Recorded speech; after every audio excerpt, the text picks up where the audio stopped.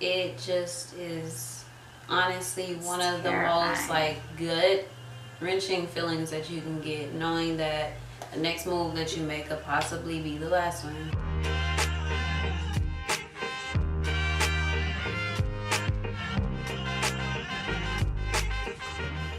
Hey guys! Hi guys! It's DB&J. Jay. We both kind of decided to do better because we realized how crusty we have been looking in our videos. Right. And I want to take the time to personally apologize. We do care about how we look.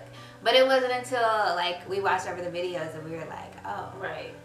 It doesn't look like we do. So if you read the title, you know today we are doing a story time on the time that we were involved in a shooting that happened actually here in Dallas.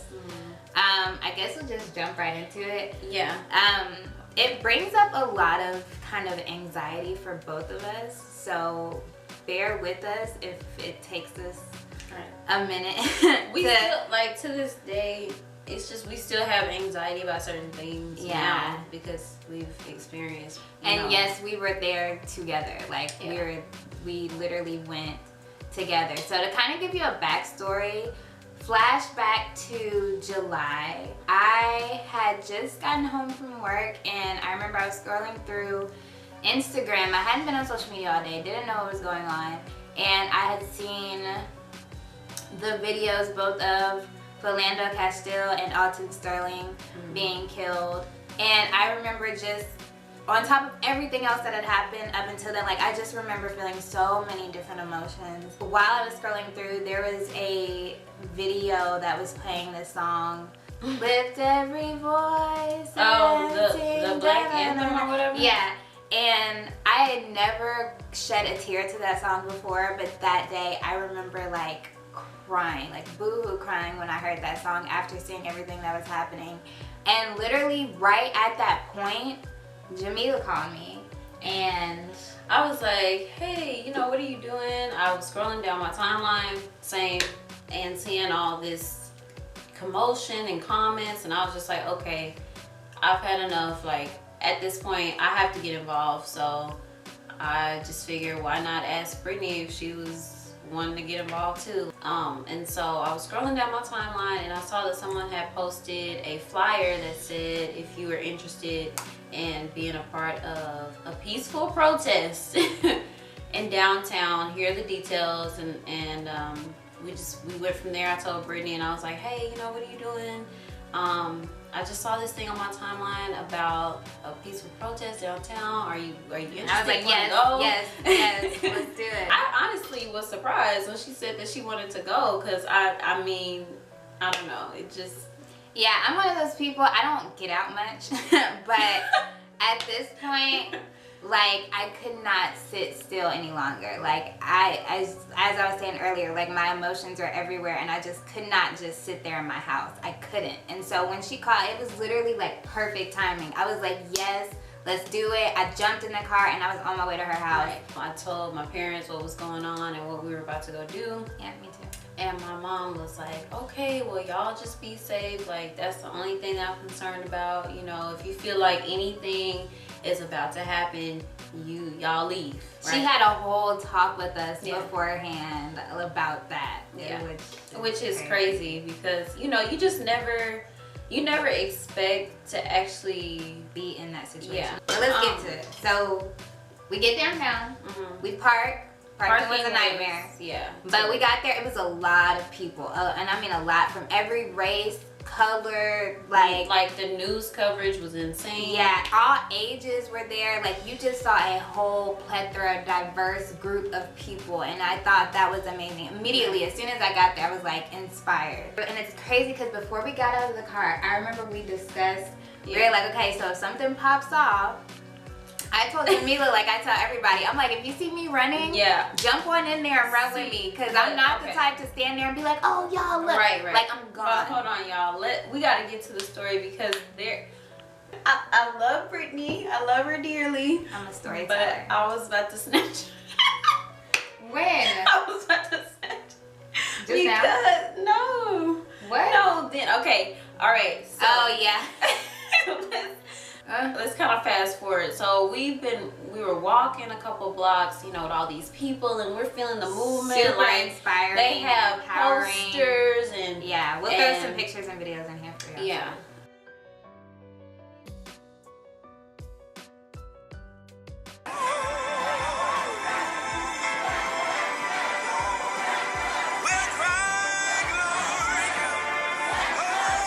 It was very empowering. Yeah. I remember at one point it looked like a scene from Selma because we started going up this hill, right, and you could visually see all of the people, and it was filled from this side of the street to this side of the street. You just saw heads, and we were chanting. Y'all, and it felt so good to be a part of that movement. It really did. And I honestly probably wouldn't trade that experience for the world. It was a great experience. Until it wasn't violent. We were on like our last lap. We had made it to the steps of the courthouse downtown, and yeah, I'm actually. I know. I was like, hold on, wait. I wasn't ready. Okay. Oh my God, I didn't think I would still feel this way. Just like talking about it, that is crazy. And then it's like the thing was supposed to last until what, like 9:30? Yeah. And it was like 9:15, 9:20 something. We were on our way back to the car. We were turning around to make that last lap, but on our way we were gonna pass our car, so we were just headed in that direction anyway. Right. And then there was this guy that was kind of leading, and he had a megaphone, and he was talking through it, and he was saying like making some pretty good points. Yeah. And next thing you know, some random person start shouting, "F the police!" And we looked at each other like, oh. There were a couple times throughout the protest, like for the most part, it was fine. It was peaceful. It was, just, hands up, don't shoot, that kind of stuff. Yeah. But every once in a while, there'd be somebody in there who would try to start the F the police thing, and everybody pretty much shut them down. They were like, no. Yeah, we looking at them like, because the police were literally blocking off the streets for us. And I tried to make a point to nod or wave or something every time I passed them, because they were on segways, in cars. We are no police officers. We have family that are in the forest, so it wasn't that for us. We just wanted to be there to support. They were protecting us, honestly. Yeah. Like, they had traffic stopped, and they were making sure that we were able to get by safely. There was nothing violent about what we were doing. Right. They were making sure we were able to have our peaceful protest, basically. And so every time somebody would start that, everybody, it would pretty much fizzle out pretty quickly because people weren't joining in. After we left the steps of the courthouse, we were making our last stride. And then all of a sudden, when I tell you, we were by a curb, and I'll never forget that. Like, I know exactly where that curb is, and I actually passed it the other day, like going downtown. I was like, oh, terrible. Yeah. Like, memories. And when I tell you, okay, I don't know if you guys know what a stampede is. Usually that's used in reference to like animals and stuff. But when I tell y'all, it was like just sheer pandemonium, and like a stampede of people running over each other, and just it was like in a flash, you guys. Everybody just about face. Like, we were all headed this direction, and all of a sudden everybody, and it was like all of our fears coming to life in that moment. And you never forget the look on people's faces, because like she said, it was like sheer panic.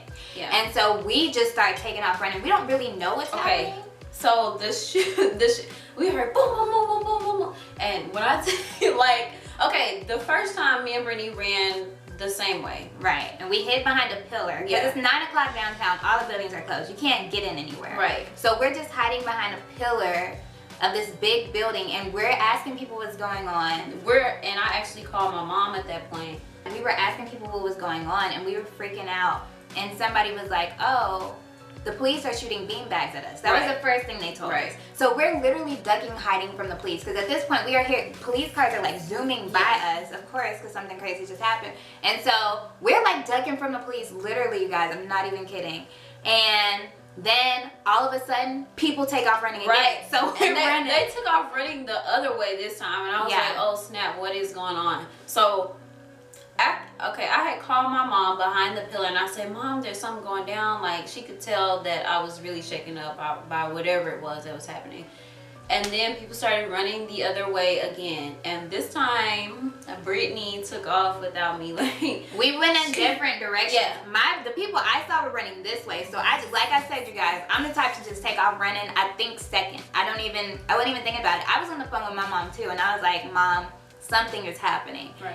And that's when people started running. So I forgot I was on the phone with my mom. Of course, she's on the other end of the line, like freaking out because I didn't say anything. I wasn't even thinking about that I even had her on the phone. So I took off running and I dug down to hide behind this big cinder block. I don't know what the heck it was, but I was hiding behind it. And then I noticed Jamila wasn't with me. At that point, I didn't even know like what to think because the shots were coming again. Like the sounds of the bullets and all that, it was happening again, and people are just freaking out. And it was like this guy in a wheelchair. And there are people with strollers, with kids. I saw a blind man with his stick like running. Like it was crazy. And at that point, I didn't know where Brittany was. Didn't know if she was safe, like what was going on, because I just kept hearing the gunshots. In the midst, after I got separated from Jamila and I was hiding behind this big cement block thing, I asked somebody else what was going on, because at that moment you just kind of want to know what the heck is happening, but you're talking to other people who are in the same chaos you're in, so they really don't know too. And the guy told me, he was like, it's a white supremacist going through shooting us. And so that's literally what we thought the rest of the time. I'm thinking it's somebody targeting us. We had no idea.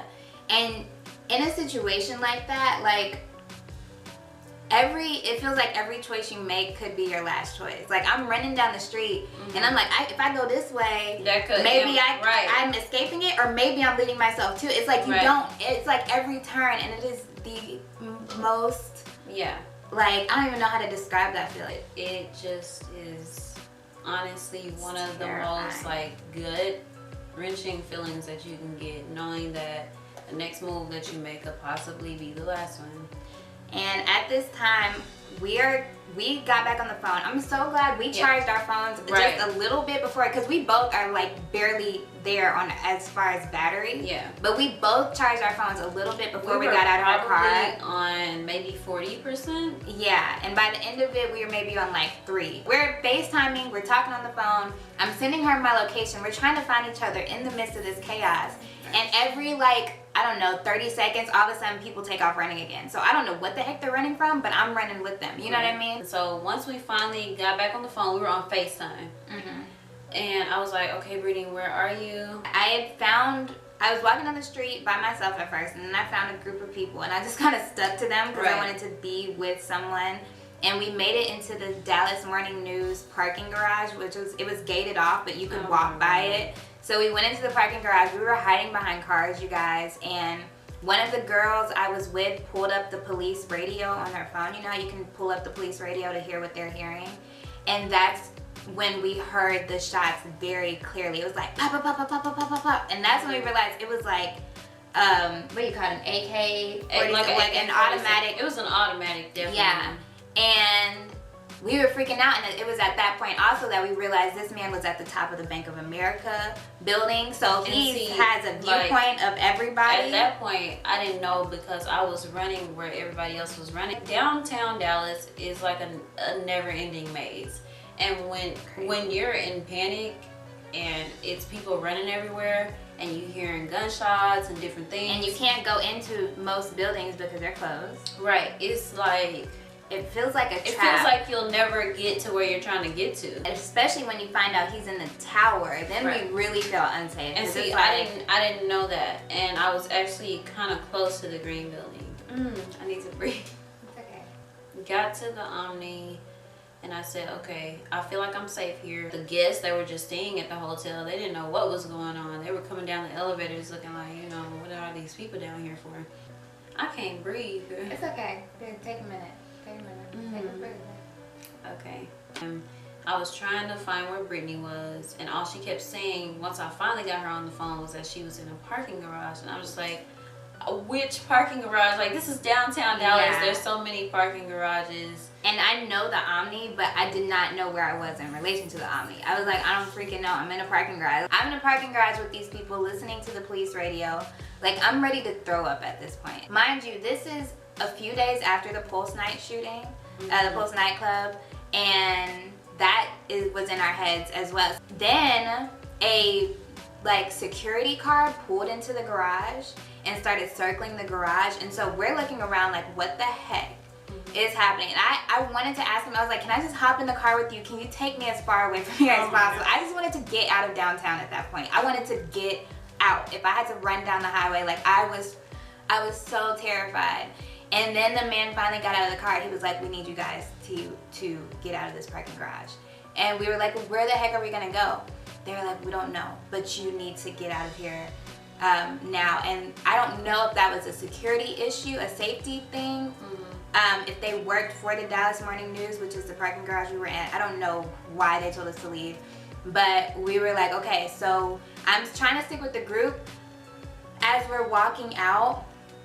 And I look up as we're leaving out of the garage and I see the Omni, like literally right next to the parking garage. And I just took off running. I was like, Jamila. And I ran up through some bushes, ran through a garden, cut through the, like this driveway that goes along the Omni. And a waitress was walking out of the Omni restaurant and I just slipped in the door before it closed. And I quickly called Jamila. I was like, where are you? And we found each other in the lobby and that was a relief. So at that point, or before, a little bit before Brittany got to the Omni, I had found me a little group of girls and they were a lot more calm than I was. By that time, of course, my mom had called her mom, and apparently your mom was on 2 wheels because she got to my mom was ready to go. Like, she was texting me. She was like, do you want me to come down there? I'm on my way. I was like, you can come out here, but I was like, don't get out of the car. At this point, they're not letting anybody in. Like, they had blocked off all street. Like, the whole thing was blocked off. So I was like, you're not gonna be able to get here unless you get out of your car. Like, please do not get out of your car. I was freaking out, and she was like, no, I'm on my way. And then she went to pick up Jamila's mom, and they were on their way together. And so Flash 2, we're still in the Omni, thinking we're good. And so I told Brittany, I was like, okay, if the shooting happens again, where are we gonna run to? Like, we need a plan. And I kid you not, like literally 5 minutes later, the shooting started again. But this time, it was actually it was a SWAT team of Dallas police officers that were firing in front of the Omni. It wasn't that he was like shooting at the Omni necessarily, but of course we didn't get that information. We just again saw people, like we're talking to this girl, literally talking about if something like that were to happen, what we would do next.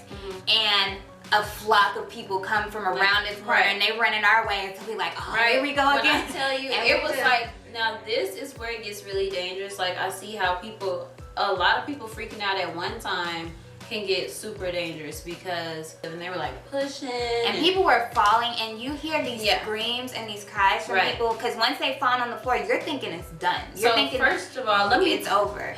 It was like, okay, Brittany took off without me again, and I was doing my very best to run after her as fast as I could. And there was a lady who, because the Omni is like a upscale type hotel, and there was a lady who I saw drinking wine, and little did I know that she was gonna chunk that wine glass at my head, and she spilled wine on me while we were like, did it spill on you? Yeah, like while the commotion and everything was going, and so here I am like trying to see where Brittany is going, because she just took off without me again. And she went to one of the worst places that you can go if somebody is shooting. Like, okay, because at that point we thought that the shooter was trying to come into the Omni. Yeah, and people were dropping things behind us on the hard floor, and it sounded almost like gunshots in that chaos. Because I was running after Brittany, she ran to the bar, this little dark bar area, and then went into this. That's where everybody was running. They were running that way. Private room, and I was like, no, this is not the place to be. There was no exit, no windows, and I'm telling you guys, because I thought the person was right behind us, so I didn't think we had time to figure anything else out. So I kid you not, I got in the corner. She got in the corner. There were like a stack of, you know, those black things they wrap your utensils up. I can't even think straight. It looked like tablecloths, like black tablecloths. And there was a huge stack. So I'm pulling her over with me, and I'm just stacking them on top of us. I was like, we gonna blend in. I cannot. I said, now I'm freaking out too, but I'm not gonna sit here and let us die. Thankfully, she had some sense. She's a thinker. If this guy is actually in here, this is the worst place to be, guys. if you're ever in a situation like God that, and forbid. I mean, right. God forbid. But like seriously, do not go in a place that's enclosed, no outlets, no windows whatsoever. Do not do it. So I said, get up, like and she's like, no, just put. I said, Brittany, get up, we're leaving. The people, the very helpful staff in the Omni who worked in the kitchen, they were like, y'all come this way. There was a back way through the kitchen. Little did I know they were leading us out of the hotel. It led us out into the parking garage, and again, we just take off running. I'm dying. And we're running through the parking garage, and we make it to the security officer at the other end. And I was like, is there anything you can do? Can you like send us away? I don't even know what I was thinking. I was like, can you get us out of here? At this point, there were like a bunch of. There are a lot of people leaving. There were a bunch of cars leaving that way. Brittany. Another dumb mistake. I was like, oh my God. Don't be Brittany, you guys. Don't be Brittany. Brittany stops this first she tried to stop a lady and she was not having it. And then this guy came up. Please. I was just like, why are you trying to get in the car with somebody that we don't know? He was like some kind of Uber driver or something. Yeah. And he was like, I have to get my client. I wasn't even paying attention to what he was saying. Right. I was like, get us out of here, stat, please. No, we were both in the back seat. Yeah, because we were like staying together. Don't hop in the car with somebody you don't know. Right. All kinds of wrong. He dropped us off at the corner of basically he dropped us off in the middle of where everything was happening. Right. So everything we had gotten away from when we went to the Omni, we got super close. We were right back in it. Super close. And we went to hide in a parking lot, car. Got down behind like a big black SUV. Every time somebody walked by, we were like, right. Meanwhile, all you hear is helicopters. Yeah, police sirens, everything, and we just have no freaking idea. Literally, it's crazy because there are literally people out walking their dogs, and we're over here hiding behind a car. That parking lot was right there, and then El Centro was like right here, like where most of the main stuff was happening. Yeah.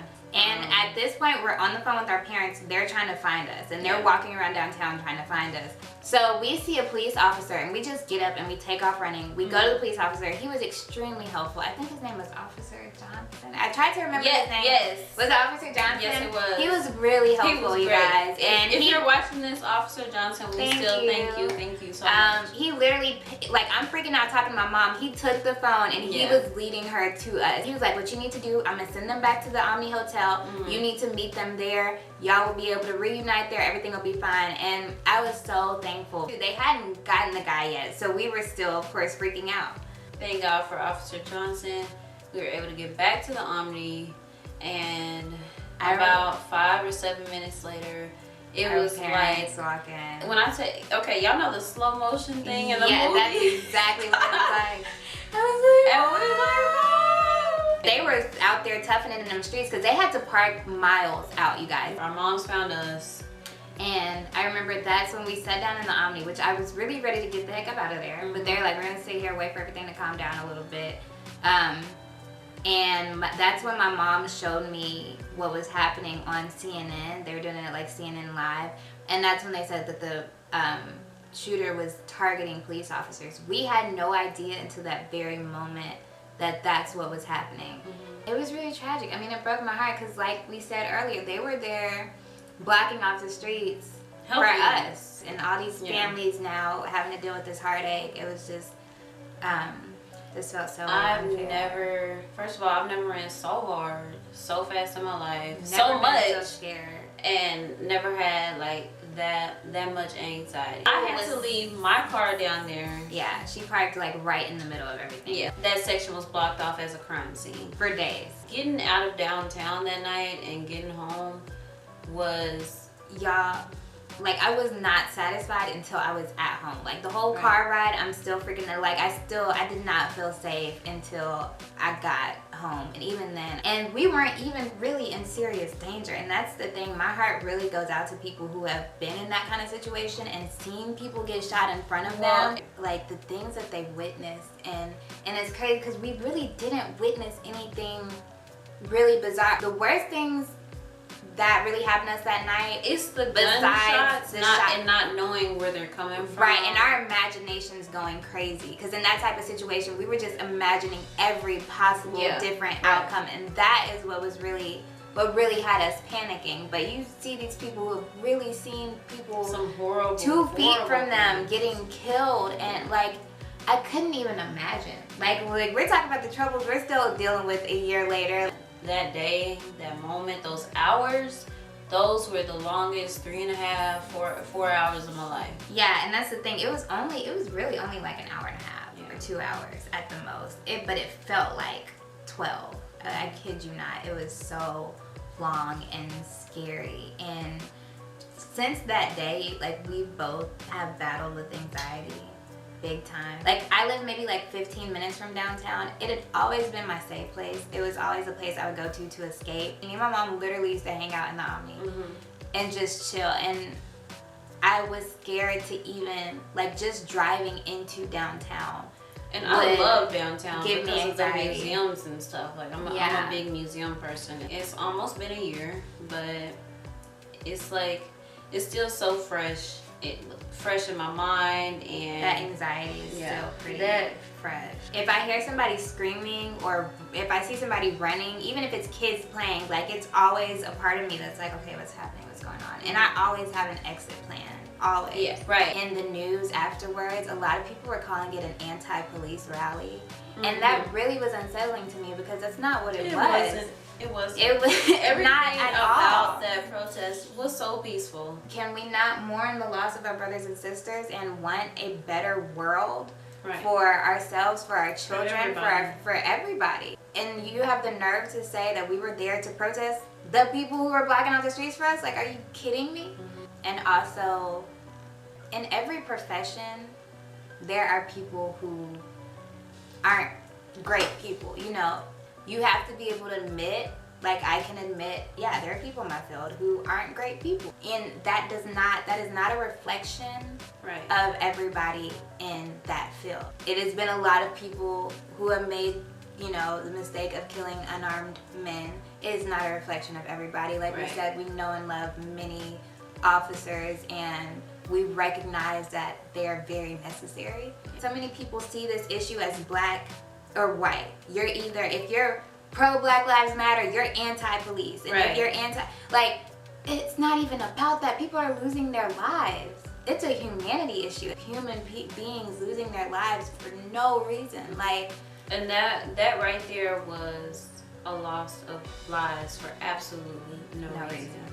And like I said, up until that point, like I don't regret being there because it was really empowering and it was really uplifting, and it was a very deeply peaceful, incredible experience, and I'm glad I got to experience it with my best friend.